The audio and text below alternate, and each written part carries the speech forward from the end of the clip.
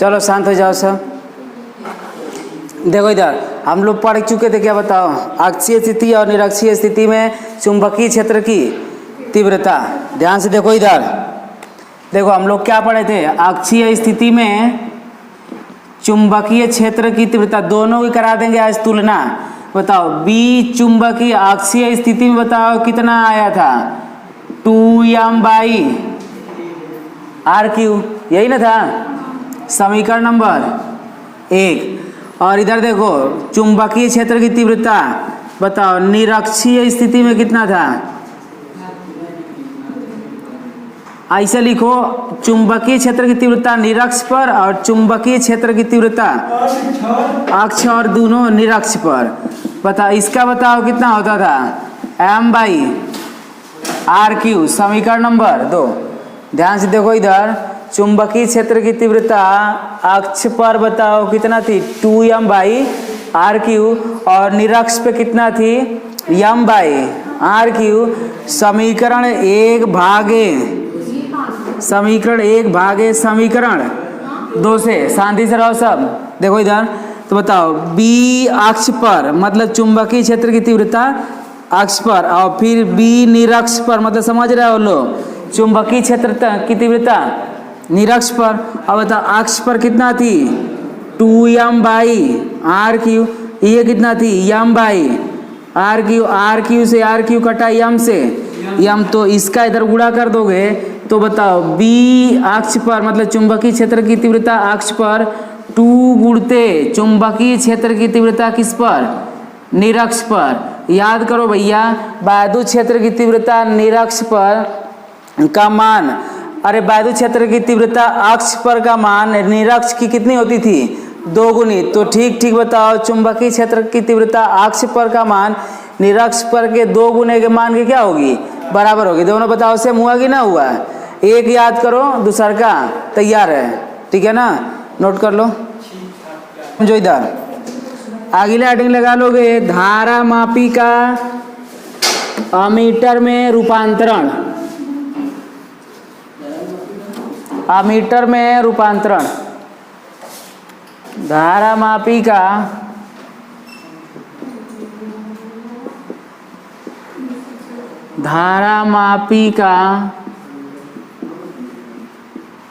Ammeter में रूपांतरण हो गया। धारा मापी का अमीटर में रूपांतरण, ध्यान समझोगे।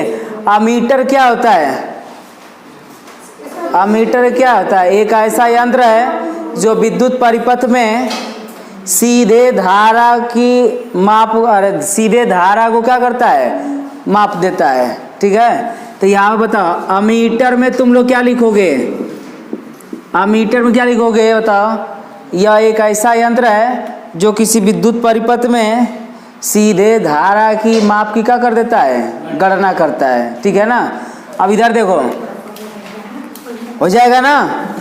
देखो इधर 2 प्रतिरोध वैद्युत वाहक बैटरी द्वारा ई, ध्यान से समझो इधर यहाँ देखो।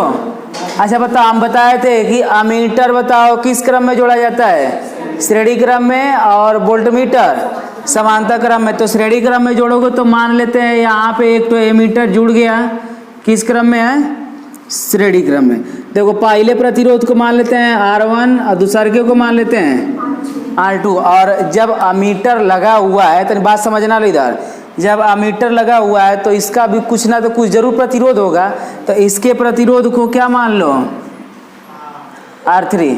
इसके प्रतिरोध को क्या मान लोगे, R3, हो गया ना। अब एक बात बताओ, जब श्रेणी क्रम में है तो तुल्य प्रतिरोध बताओ कितना होगा, तुल्य प्रतिरोध बताओ कितना होगा, R1 प्लस का R2। एक बार जोड़ने के बाद धारा और एक बार मतलब प्रतिरोध, अमीटर को जोड़ने से पहले धारा और एक बार अमीटर को जोड़ने के बाद धारा। तो बात समझना लो क्या होता है अमीटर में रूपांतरण। जैसे किसी विद्युत परिपथ में जैसे अमीटर नहीं लगा है, ठीक है ना। इस चेक करने वाला आया भैया तो पहले ही धारा माप के चला जाएगा, फिर अमीटर अगर लगा देगा तो कुछ धारा कम हो जाएगी, क्योंकि उसका भी क्या होता है, प्रतिरोध होता है, ठीक है ना। तो एक बार अमीटर जोड़ने से पहले धारा परिपथ की और एक बार अमीटर जोड़ने के बाद, ठीक है ना, धारा। बताओ यहाँ पर लिखोगे अमीटर जोड़ने से पहले धारा, बताओ धारा मान लेते हैं यहाँ से प्रवाहित होकर क्या जा रही है, आई, और सब लोग जानता है कि श्रेणी क्रम में धारा का मान क्या होती है, बराबर होती है पूरा धारा। अच्छा बताओ हम लोग पढ़े हैं किरचॉफ वाले नियम में ई बराबर अरे आई बराबर यहाँ पे स्मॉल आर प्लस का कैपिटल आर, लेकिन दोनों बताओ कैपिटल आर है, यानी यहाँ बताओ तुल्य प्रतिरोध कितना हो जाएगा, R1 प्लस का R2 होगा ना, समीकरण नंबर। तो सर वहाँ पे मतलब कैपिटल आर लेंगे। हाँ ठीक है ना, यहाँ पे स्मॉल आर की जगह, क्योंकि ये टोटल तुल्य प्रतिरोध है ना। हाई बताओ तुल्य प्रतिरोध लेंगे जोड़ने से पहले, हाई जुड़ा नहीं है, अब बाद में जोड़े हैं, तो जोड़ने से पहले खाली हाई ये ना दो प्रतिरोध रहेगा, जोड़ने के बाद नहीं वो प्रतिरोध आएगा। अब देखो इधर अब लिखोगे, अच्छा एक बात बताओ, धारा जुड़ गई, मतलब धारा निकल गई, फिर अगर बताओ यहाँ पे देखो दो को प्रतिरोध था, एगो प्रतिरोध और ही हो जाएगा किसका, अमीटर का। तो जब प्रतिरोध श्रेणी क्रम में हो रहा है तो श्रेणी क्रम में प्रतिरोध का मान बढ़ता है, मतलब सीधे सीधे जोड़ लेते हैं ना, उल्टा करके जोड़ा जाता है, समांतर क्रम में तो थोड़ा कम आता है। लेकिन यहाँ पे देखो प्रतिरोध का मान पहले दो गो था, एगो और ही हो गया, यानी प्रतिरोध बढ़ गया, प्रतिरोध क्या हो गया, बढ़ गया। तो बताओ प्रतिरोध और धारा में 36 का आंकड़ा, मतलब प्रतिरोध बढ़ेगा तो धारा घटेगी, होता है ना। मतलब प्रतिरोध क्या होता है, धारा के मार्ग में रुकावट उत्पन्न करता है। तो जब प्रतिरोध ज़्यादा होगा तो धारा को कम न बने देगा, यानी जो पहले की धारा है वो वाली और जो अब धारा निकलेगी वो वाली, बताओ उसमें से कौन बड़ी होगी, पहले वाली, क्योंकि पहले वाला का प्रतिरोध क्या था, कम था। अब की बार प्रतिरोध क्या हो जाएगा, ज़्यादा हो जाएगा। तो जो हानि निकालोगे तो पहले की धारा में से दूसर की धारा को क्या कर दोगे, माइनस कर दोगे। तो अब जो धारा निकल कर आएगी जोड़ने के, अमीटर जोड़ने के बाद, तनी बात समझना, अमीटर जोड़ने के बाद ध्यान से समझना लो, नहीं तो आगे बहुत दिक्कत कराएगा। देखो अमीटर जोड़ने के बाद बताओ इसका मान लेते हैं, धारा क्या हो जाएगी, आई डैश, पहले से धारा कम हो जाएगी ना। इधर देखो पहले से धारा कम हो जाएगी, पहले थी आई लेकिन अब प्रतिरोध बढ़ गया, तब इसकी धारा क्या हो जाएगी, आई डैश मान लिए। तो आई डैश बराबर विद्युत वाहक बल तो वही रहेगा बैटरी का। अब बताओ प्रतिरोध R1 प्लस R2 प्लस का बताओ कितना, R3, क्योंकि तीन को प्रतिरोध हो गया और तीनों किस क्रम में, श्रेणी क्रम में। तो तुल्य प्रतिरोध सब लोग जानता है, डायरेक्ट जोड़ कर निकाल लेते हैं। समीकरण नंबर 2। अब बताओ धारा में कमी निकालोगे तो एक में से दो को क्या करोगे, माइनस कर देंगे। तो यहाँ पर लिखोगे समीकरण 1 माइनस समीकरण 2 से, यानी धारा में कमी, धारा में कमी होगी कि ना होगी, अनुभव कर लो कि धारा में क्या होगी, कमी होगी। तो बताओ धारा में कमी होगी, यानी आई माइनस आई डैश बराबर बताओ आई का मान कितना, ई अपान R1 प्लस का R2 माइनस का बताओ कितना, ई अपान R1 प्लस का R2 प्लस का R3 हो गया ना।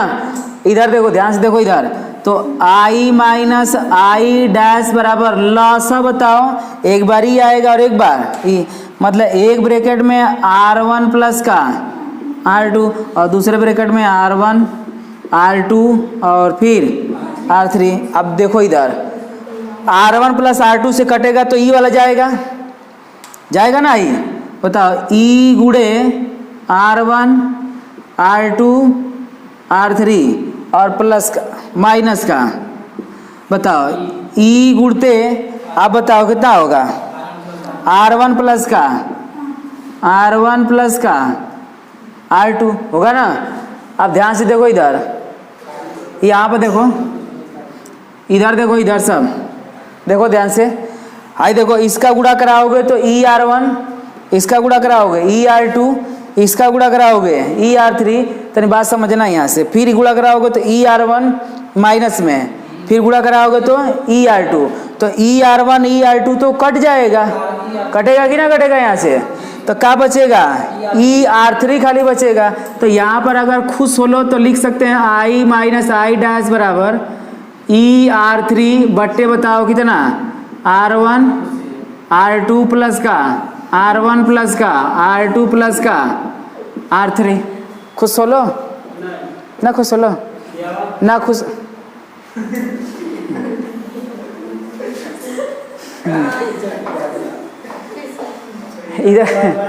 इधर देखो, देखो इधर। अब यहाँ से हम तुम लोगों को बताने वाले हैं बहुत इंपॉर्टेंट चीज, ध्यान समझो। इधर बताओ, अब यहाँ से मान इसका बताओ पूरा इधर टोटल शून्य कब होगा, शून्य कब होगा। देखो इसमें शून्य करोगे, इसमें शून्य करोगे, किसी एक को शून्य करोगे तो शून्य नहीं होगा। तो शून्य किसको करना है R3 को। तो बताओ जीरो किसको करोगे R3 को, किस लिए करोगे, तनी बात समझना। लगभग जीरो के बराबर माना जाएगा, यहाँ समझना। बताओ R3 किसका प्रतिरोध है। देखो इधर इसका जीरो करोगे, इसको भी जीरो करोगे, इसको भी कौन को जीरो करोगे तो पूरा जीरो नहीं होगा क्योंकि प्लस में है ना। यहाँ पे जीरो लिखोगे तो R2 बच जाएगा, R2 को जीरो करोगे तो E बच जाएगा। यहाँ पे देखो कौन एक बच जाएगा ना। तो बताओ जीरो कब होगा ये पूरा मान, जब R3 जीरो होगा तब। अब R3 जीरो होने का मकसद तो नहीं समझे ना। R3 किसका प्रतिरोध है, अमीटर का। तो अमीटर का प्रतिरोध मतलब एक आदर्श अमीटर का प्रतिरोध अगर शून्य होगा तो वो सबसे अच्छा क्वालिटी का माना जाएगा। मतलब समझो सबसे शून्य मतलब नगण्य प्रतिरोध वाला जो प्रतिरोध होगा उसे हम क्या कहेंगे, आदर्श अमीटर। क्या बोलेंगे, आदर्श अमीटर। क्या बताओ आदर्श अमीटर के लिए, तनी बात समझो इधर। आदर्श अमीटर के लिए प्रतिरोध इसका बताओ क्या करोगे, जीरो। एक आदर्श अमीटर का प्रतिरोध क्या होता है, शून्य। मतलब खूब अच्छा क्वालिटी का अगर प्रतिरोध रहेगा, अरे अमीटर रहेगा तो उसका प्रतिरोध क्या रहेगा, जीरो। खूब अच्छे क्वालिटी का लड़के हो तुम्हें कोई कमी नहीं होगी, जो बाधा वाधा है कुछ नहीं आएगा। लेकिन तुम लोग तो अच्छे बच्चे हो नहीं, खाली दिन भर ठूसने के चक्कर में पड़े रहते हो। आई समझ में आया। यही हमारा मेन मकसद था, यहाँ तक लिया कर बताने के लिए, ये बताना था मेन। ध्यान समझो इधर।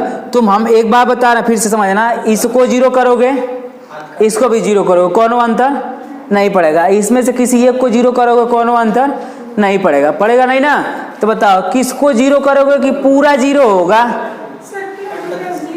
एक आदर्श अमीटर के लिए उसका प्रतिरोध का मान शून्य लिया जाता है, यही तो लिखे हैं। आदर्श अमीटर के लिए, आदर्श अमीटर का मतलब अमीटर का प्रतिरोध क्या लिया जाता है, शून्य। तनी बात समझने की कोशिश करो सब। एक वो अच्छा क्वालिटी का आदमी है तो उसमें कोई कमी उमी नहीं रहेगा। वो जो काम कहोगे वो शुद्ध शुद्ध करेगा। इन बनरों जैसा नहीं होता है कि करोगे कुछ और ही कहेंगे सब कुछ और ही, ठीक है ना। तो उसी तरह आदर्श मतलब क्या होता है, अच्छा। बताओ एक आदर्श अमीटर का प्रतिरोध क्या मानना पड़ेगा, शून्य। मतलब खूब बढ़िया अगर अमीटर है, उसको दुकान से खरीद लिया रहा है तो उसका प्रतिरोध क्या होगा, शून्य के बराबर होता है। यही हमको बताना था यहाँ से, ठीक है ना। लिख लो। इसमें एक बात समझो, जब R3 जीरो होगा तो आई पूरा क्या हो जाएगा, जीरो हो जाएगा। तो जब ये पूरा जीरो होगा तो आई माइनस का उधरिया जाएगा तो प्लस का, यानी बताओ आई लगभग आई डैश के भी क्या होगा, बराबर होगा। कब, जब अमीटर का प्रतिरोध शून्य होगा तब। क्लियर है ना। मतलब जोड़ने के बाद वाली धारा, अरे जोड़ने से पहले वाली धारा और जोड़ने के बाद वाली धारा का मान बराबर कब होगा, जब अमीटर का प्रतिरोध क्या होगा, शून्य होगा। हो गया ना। और एक आदर्श अमीटर के लिए आदर्श अमीटर का प्रतिरोध क्या होना आवश्यक है, शून्य। अगला देखो, इधर देखो, किलगित चल कुंडली होता है, धारा मापी को अमीटर में रूपांतरित प्रयुक्त किया जाता है। तो ये बात समझना लो। इधर किलकित, किलकित ना होता है, अरे किलकित मतलब कितने कितनी, कितने कितने तो ना होता है। अभी समझ में आएगा, देखना लो।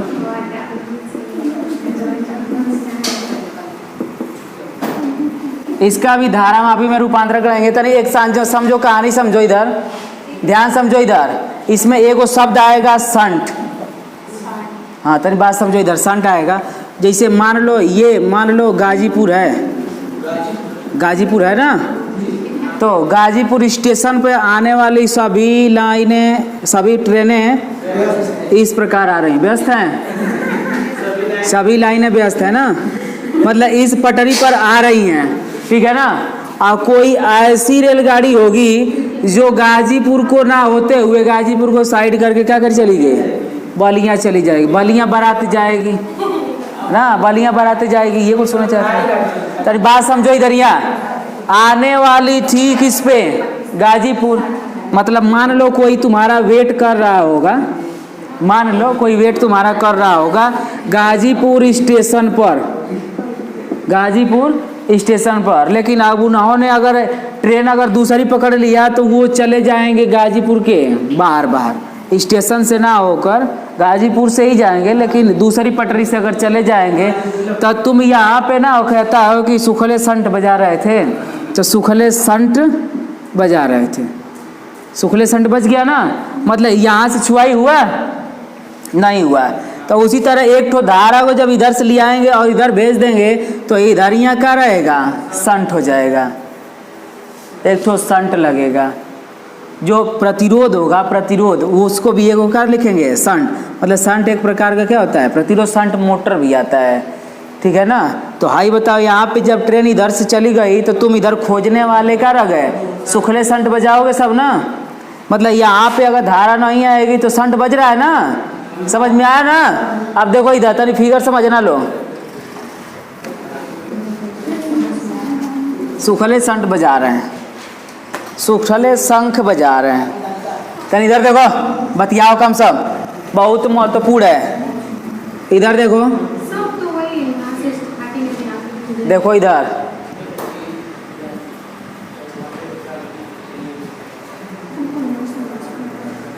देखो गैल्वेनोमीटर से भी क्या नापते हैं हम, धारा। गैल्वेनोमीटर से भी क्या नापते हैं, धारा मापते हैं। ध्यान से देखो इधर, अब देखो इसके बीच में लगा दिए ना संट, इसके बीच में ना लगा दिए संट, धारा जाने वाली है उधर, इधर क्या हो गई, संट। बताओ यहाँ पे संट को किससे दर्शाओगे, यस से, मतलब संट एक प्रकार का प्रतिरोध भी होगा। संट का प्रतिरोध क्या होगा, यस, ठीक है। इधर देखो, अब देखो इधर, यहाँ से धारा आई, यहाँ से चलने वाली धारा कितना हो गई, आई। तो जब धारा आई होगी तो एक बार बताओ, धारा अगर इधर चली जाएगी आईजी का मतलब गैल्वेनोमीटर में धारा इतनी चली गई। आईजी का मतलब क्या समझोगे, गैल्वेनोमीटर में आई में से धारा आईजी प्रवाहित हो गई। तो बताओ इधर यहाँ संट की ओर कितनी आएगी, संट की ओर कितनी आएगी, आई माइनस आई जी आएगी ना। ध्यान से देखो इधर, तो इधर बताओ धारा आएगी, इधर धारा आएगी आई माइनस आई जी, हो गया कि ना हो गया। बताओ इधर धारा आएगी तो इधर भी बताओ, यहाँ भी धारा बताओ कितनी आएगी, आई माइनस आई जी। लेकिन यहाँ पे धारा जाएगी बताओ तो पूरा टोटल कितना हो जाएगी, आई, क्योंकि इधर से भी गई और इधर से भी गई। इधर धारा पूरी टोटल कितनी चली जाएगी, आई चली जाएगी ना। मतलब इधर से भी धारा, इधर से भी धारा, दोनों ओर से धारा फिर एक ही जगह जंक्शन में मिल रही है ना, तो धारा उधर चली जाएगी।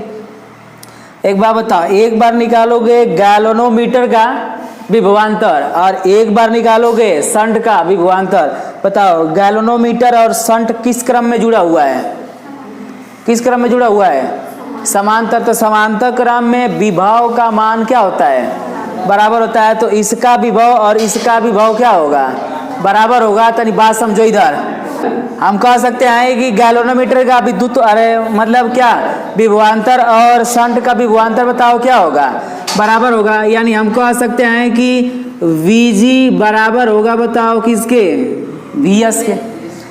हम जान रहे हैं, बताओ चूंकि जान रहे हैं V बराबर बताओ क्या होता है, आई आर, मतलब धारा और प्रतिरोध के गुणनफल विभवांतर के बराबर। अब एक बात बताओ, यहाँ से देखना लो, VG में अगर निकालोगे क्या, VG का विभवांतर निकालोगे तो VG मतलब इसमें धारा कितनी प्रवाहित हो रही है, I, और इसका प्रतिरोध क्या मान लो, G। तो यहाँ पे देखो, इधर यहाँ पे निकालोगे तो ये बताओ IG इंटू G बराबर, बताओ इसका जब विभव निकालोगे V बराबर, तो बताओ क्या लिखोगे, धारा प्रवाहित हो रही है I माइनस IG, और प्रतिरोध शंट का कितना है, यस। बताओ धारा लिखोगे I माइनस IG, और शंट का प्रतिरोध बताओ कितना है, यस। बस इसी को कैलकुलेट करना है, ध्यान समझो, इधर बकवास मत करो सब।